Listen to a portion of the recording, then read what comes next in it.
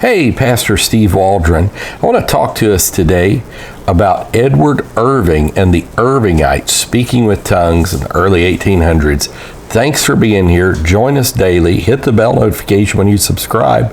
Leave a comment, and let's get started. Again, thanks for being here. Check out our other videos.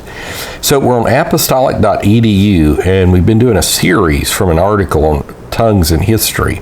And it says this: of all the groups mentioned during the Reformation, none was received as much notice as the Irvingites, a sect which developed in Great Britain about 1825. Edward Irving, a popular Presbyterian minister in London, played an important role in the movement. When several demonstrations of religious enthusiasm occurred in his services, he encouraged them, believing they were of divine origin. Now, Brother Jones, I think Brother Walker, some others have done some study on Presbyterians in the 1700s and tremendous religious demonstrations in their meetings as well. And you even have that like in the Great Awakening and the Second Great Awakening. Possibly some speaking with tongues there. So going back to Irving, the gift of tongues was soon to follow and became a part of his services. A strong faction formed against Irving and his followers, and ultimately they were turned away from the Presbyterian Church. The result was the formation of the Catholic Apostolic Church, often called Irvingites because of the leadership of Edward Irving. This body wrote a tongues tenet in its theology.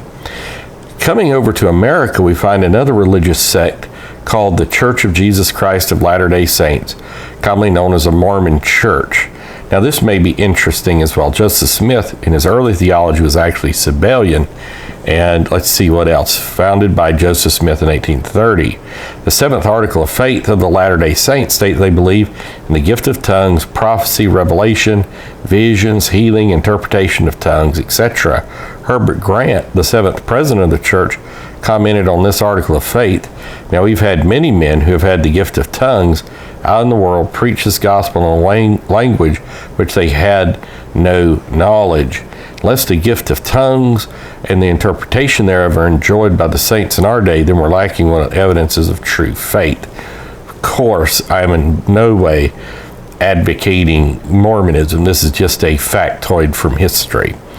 And this is another just tremendous thing about D.L. Moody, because I've read about Moody speaking in tongues before.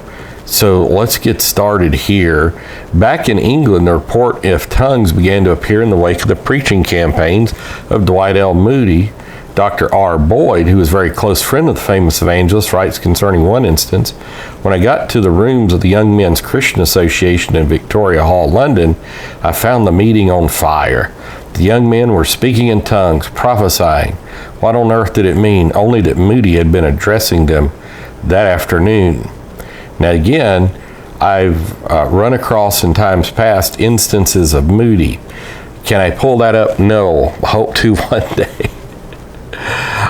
And then we're going to come into speaking in tongues in the 1800s before Topeka, Kansas in 1900. So, and we may look at some bibliography of all this. So God bless. Experiences for you today and your children. Everybody can get the Holy Ghost. Bye-bye.